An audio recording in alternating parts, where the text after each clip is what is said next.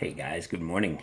We're taking a look today at Ecclesiastes 4, and we're still trying to ponder, and we're still reading, and still trying to decide what life is about.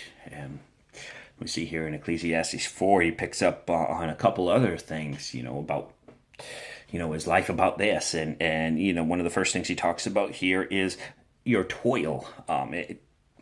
It talks about essentially work and under all conditions and forsaking everything else to work and just working hard, working long, and there's absolutely nothing wrong with providing your family for your family. We should be doing that. That's as men, that's God designed us to go and provide for our families. But are we sacrificing time with our families to work too much, to gather up treasure here on earth that will fade away, that when we die, someone else will take? Are we giving up time with God so that we can work? What are you giving up so that you can work? And this here is actually talking about, in verse 4, it says, then both hands full together with toil and grasping for the wind. This is essentially talking about being married to your job. We are to be married to God first, our spouses second, and our job should fall in line third, and that includes work for God. If that's coming in the way of our marriage and our families, that's not set as a right priority. It's not set in the right place. So he talks about that. He talks about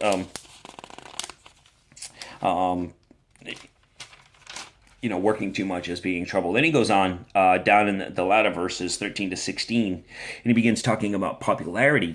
Is life about being popular and being well known? Well, he gives us this example of a king who is well known, and then in verse 16 he says, "Yet those who come after him will not rejoice in him."